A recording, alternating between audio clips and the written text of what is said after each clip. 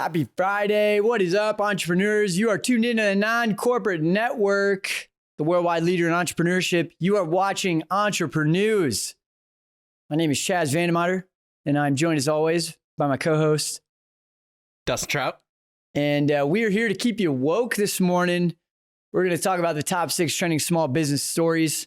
We're going to each give our takes for 3 minutes. Make sure that we give you the unbiased, unfiltered, real truth so that you don't have to jump around to 20 different websites and try to figure out the truth for yourself. Dustin, anything you want to mention about where they may be able to check us out before we get into this? Yeah, really the question is, where do you consume content? Whatever that answer is, we're probably there. So just check us out. Search Entreprenews. We're on Facebook, iTunes, Google Podcast, everywhere. Give your boy a sub. Come on. Get on there, subscribe. Tell a friend about us too. It's not free, stay woke this morning. You got to tell an entrepreneur about us. You got to tell a business owner about us. We want to make sure that, we're spreading the news to the world. Craig, getting into our first story. Dustin, if you're ready to get started, I am. Let's dive right in. He's diving right in. Okay. So, Arizona Commerce Authority announces plan to train and certify 5,000 Arizona students for cloud careers by summer of 2022. Dustin, we've talked about this a lot, how we need some education. We need to, bring people up to speed on the newest kinds of technology as some of the, some jobs are starting to be phased out by technology. This is a statewide initiative supported by Amazon Web Services, and it will enable no-cost cloud training for Arizonans. And when asked about it, Doug Ducey said, as Arizona continues to attract more high-tech jobs to the state, this collaboration will help provide workers the education and skills they need to fill those jobs. Dustin, is this a trend other businesses should follow? And what do you think about this? Yeah, I mean, we've brought it up a lot. There's a lot of high-paying jobs that are going unfulfilled because just don't have the talent or knowledge to get that job. I think. Should businesses follow? Yes. Will they? Probably not, because everyone looks at this as a cost and they go, oh, it's going to cost me this much to educate someone that can actually do the jobs I want them to do rather than an investment. And it's like, I mean, you might invest 20 grand or whatever it is into this person to learn these skills, but with their talent, you can now generate $1 million in revenue. I mean, it's ROI positive. And yeah. I think this is a good trend. You mentioned, getting certifications. It'd be interesting to see who's putting this on. If it is Amazon or Google, just to, I think there's a lot that they can do to incentivize pushing people through here, maybe requiring someone to have a certification in order to use their tools. And to do that, it costs $5,000 or whatever it may be. Right. But I think there's a lot of opportunity for businesses to come up in the education side of things. I mean, educational institutions could offer this, but I think it's a step in the right direction for sure. Yeah, I look at this and, we got to read between the lines a little bit to know that anything they're going to do is going to mean profit for them. And so, whether it's Amazon, Google, I think, it's great that we're educating people. I think obviously we need that, but, at what cost? I mean, if you have like AWS putting the certification on and then they're going to discount their products for businesses to use it. Now they're pretty much just forcing businesses' hands to use their products because they're like, hey, we have all of this labor force that's certified in our product and we're going to give it to you for free. It's a no-brainer, right? And so, you're kind of eliminating the choice of a business on different vendors because, they're doing so much to front load the expenses of getting you up to speed that you kind of just get stuck with it. And, whether or not it's a good deal, I think it's just, that's what they're doing. Yeah. I mean, you bring up a good point, but at the end of the day, I mean, there's not a whole lot of competition going on. I mean, AWS, it's an awesome, server. Everything is fast, websites load quick, mobile apps work well. So, I mean, and people are using it. And so that's where, everyone's attention is at. And so, it'd be tough. It's almost like you have to create a whole new technology or a whole other company, which, I mean, we're going to have another antitrust thing on our hands. Dustin, Amazon's going to be back for a whole new reason, I'm sure. Exactly. So, getting into our next story. So Vimeo Record is a video messaging app for remote teams. So it is a free tool that's similar to Slack and Microsoft Teams, but it's in video chat form.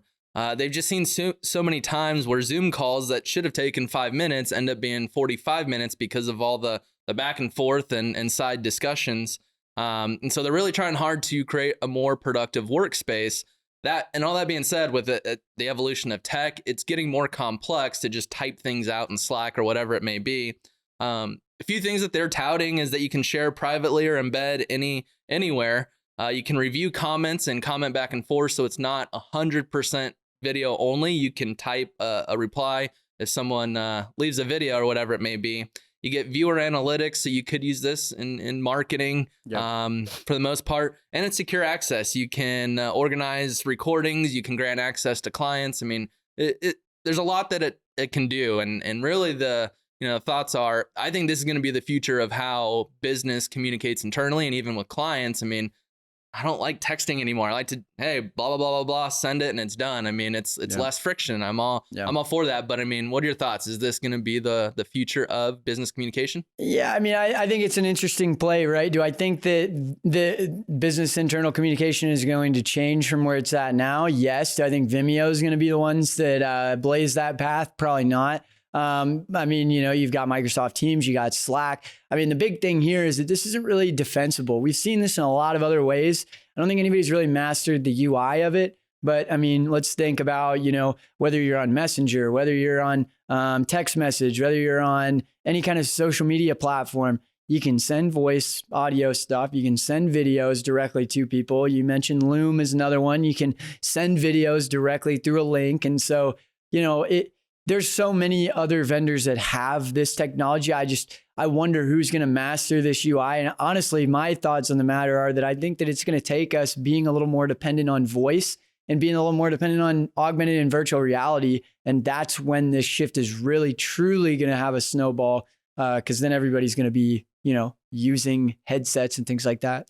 Yeah, I mean, you bring up a good point. I mean, there's a lot of other platforms that have this as a feature, but it's not the sole focus of what they're doing. And I think that's where the differentiator is with this is a piece of their business that is the main focus, and it's going to get a bit more R&D. It's going to get a bit more love, and I think they might be able to master that UI, UX, and whatnot. But I mean, it is a big company, but as you mentioned, you got Slack, you got Microsoft Teams that might have a bit more capital. Yeah. As soon as this picks up maybe some traction, I mean, someone's going to dump a ton of money into it. And I just wonder how far it is from their core business model right now too, right? Like they're kind of a private YouTube. And so getting into internal communications, it kind of said they work with content creators. So I don't understand where that tie is. They're going to have to rebuild their entire customer base for this product too. So yeah, I'm a little hesitant, but be cool to see. So on to our next story. So Apple's late iPhone launch temporarily wiped out 100 billion off its stock value. So Apple fell over 5% at one point, and after hours trading, wiping out 100 billion from its stock value. Since 2013, Apple has delivered new iPhones each September like clockwork, but the pandemic induced delays, pushed the announcement back, with some devices still yet to ship. This is all happening even as booming sales are coming from Macs and AirPods, which have boosted overall revenue. They expected iPhone sales to drop about 20% during this pandemic time. And really, it's not that they're missing out. It's just pushing everything back to Q4. So really, I mean, the argument is, are less people buying, or is this kind of, maybe sandbagging, trying to push that 100 billion into Q4, and now you're starting Q4 really well into holiday season and really shining, going into the end of the year. I mean, what are your thoughts on this? Yeah, no, I mean, it's interesting seeing the AirPod sales alone, right? I mean, it could be $100 million company by itself, and then you bring in Macs are doing well, and so I really look at this and go, Apple has always been very genius about how many features they withhold as they kind of launch things. And, I look back to like iPhone 3, 4, and 5 and seeing those drastic differences, because they still have really cool features that they're adding and new things. But for the average person using an iPhone, 90% of people, there's only a few things they really care about. Going from the swipe to the finger reader, the fingerprint reader, I think was one thing. And you had the megapixels on the camera were like doubling every year. And it was like, oh my gosh, like these things that I'm using every time I pick my phone up are getting so much better. And now we've kind of started to plateau a little bit, I think, on those things. And whether or not the iPhone's getting better and better, I think people are probably buying it less, maybe once every 2 years, once every 3 years now, because it's not like drastic changes in what they use every day. Yeah, and I think I mean, a big part of this, I mean, it's their stock has been up and down, and I think a big part of this is, I mean, whether it's on purpose or by accident, I mean, you know, you push 100 billion and you start out Q4 in the positive of 100 billion going into holiday season. I think I don't know, it'd be interesting to see if they had any stock buybacks and you know, let the numbers drop, buy your stock back, and then knowing that you're going to push everything to Q4. I don't know if it's like a form of insider trading or what, but like, I mean, it makes you wonder. I mean, it's the pandemic is a very good excuse to say, oh, it pushed things back a little bit. But, you know, I mean, worked in sales before, and, you know, you kind of work those numbers where it's like, and this one extra sale isn't going to do anything this month. Let's maybe push the meeting to tomorrow, where now I can start the first of the month or the first of the quarter. You know, come on, Dustin. These companies are completely trustworthy. They would never do anything like that. Yeah, they're not in any antitrust hearings or anything like that. They would never do things like that to make more money. Come on. Yep. So going, bringing the next story back to Arizona. So Arizona visitor spending down 10 billion through September. So overall, this is looking at numbers January through September. We have reached about 9.3 billion in revenue from people coming in and visiting the state. This is down 10 billion or 52% year over year. It is pretty staggering. I mean, January and February, we started off record highs. I mean, we're on pace to set a record this year for traveler spending. For the month of September, Arizona visitors have spent 752 million, which is down 60% from 1.9 billion. The eye-opening stat, though, really is that the spending supported approximately 87,000 hospitality jobs, which is 105,000 fewer jobs year over year. So it's a 55% decrease in you know, jobs, really. And, you know, going to a couple of stories ago, we got more people moving here, but unemployment is going up. I wonder, you know, if this is part of that. But, you know, we've also talked about a lot of people moving here. So are the people moving here going to outweigh the decline in traveler spending? Or, you know, what are your thoughts on the overall economics of this? No, I mean, I think that it's going to come back with a vengeance. You're probably going to see this type of tourism like across the board, right? Obviously the airlines, obviously travel companies, and, you know, every state that has kind of destinations like Arizona does, you know, they're probably all kind of feeling this a little bit. You know, I think right now is an inflection point, though, right? People are starting to feel a little more comfortable. You know, you saw Southwest came out and said, we're filling all the flights, you know, and so it's like more people are going to travel the holidays, like going looking at the prices. You can tell people are traveling. And so seeing all that, knowing the snowbirds traditionally come down here about this time, I think that we're at a point where we're really going to see. I mean, I doubt it recovers fully, but I think that, you know, we can probably recover a little bit of that revenue and hopefully bring back a few more of those jobs from a hospitality perspective. But yeah, I mean, 105,000, we're generating 30,000 roughly jobs a month. So it's like, that's 3.5 months if we keep our pace to get back. But, you know, we'll see what happens. Yeah, I mean, you bring up a good point with, you know, we're heading into Q4, or we're in Q4, obviously. You got snowbirds that are coming here. The roads are definitely more packed, but, you know, with the virus going around, you know, I wonder how many people visited their grandparents or parents as they lived here, which brought in travelers. And, you know, there's probably a lot of people that just don't want to deal with, one, the travel for their safety, or even see grandma or grandpa and fear getting them sick, and, you know, bad things might happen there. And so, you know, this is everything that's been happening here. I wonder what impact this will be in Q4. Yeah. Like tax revenue. I mean, there's money that's brought in for the government through this, obviously. So, I mean, you wonder, you know, when it comes down to subsidies and stimulus, you know, what's going to break our back and what isn't. And hopefully, yeah, this recovers some of that money. Want to mention that we are powered by State 48. You know, really appreciate their support, and you know, they keep us dripping in sauce. Dustin, anything you want to mention about State 48? Yeah, they're an awesome company. I mean, they're actually doing some hiring, and they brought on some new people, so they're making a dent in the unemployment, which is awesome to see. Go. And they're all doing it because they're making such a positive impact on the community. So they got a store open too, right? And yeah, they got two open now, Chandler and downtown. So check them out. Yeah, check them out. State48.com. Sweet. Well, jumping back in here, we got Chevron in the news. Dustin, Chevron revenue plummets more than 30% in the third quarter, as the COVID slams oil demand. I just got gas for $1.84 a couple of days ago. Yeah. So, it's crazy to see that this is how $1.84. But Chevron lost $207 million during the third quarter.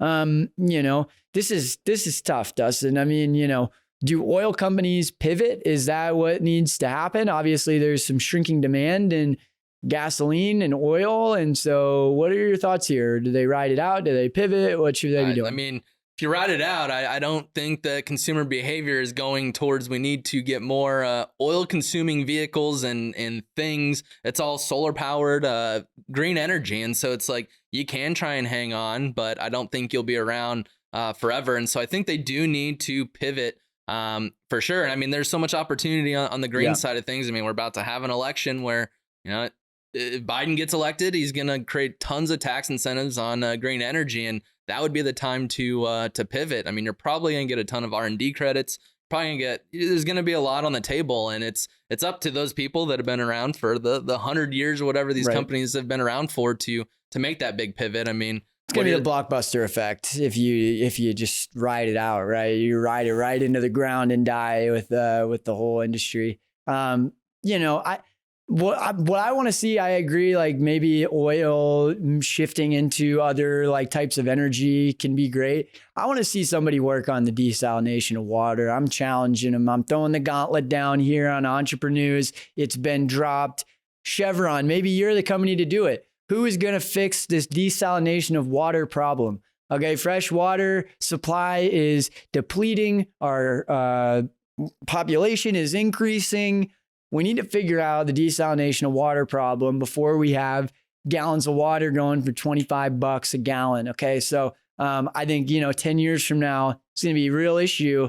So, Chevron, where you at? Yeah, no, I hear you. And I think that might be a great pivot. I mean, I think it's you're filtering. I don't know whether you're filtering oil or filtering water. Yeah, I mean, it is a huge need. I mean, I think it is a pretty far stretch, though. I think staying in your lane, maybe sticking with green energy. But you do bring up a good point in that there's only so much water on the earth, and a lot of it is salt based, and you can't drink it. And so I think there's going to be a huge need. I think talking about how many wars have been started over oil. I mean, that's something that you don't need to live. Yep. And water is something that you need to actually live. And so, but I don't know if Chevron is the company to do the pivot and try and make it happen. I mean, you're drilling oil, you drill groundwater, I guess. I don't know what happens if you drill too much groundwater. You got fracking going on. I mean, there's a lot of things at play here, but we'll see what happens.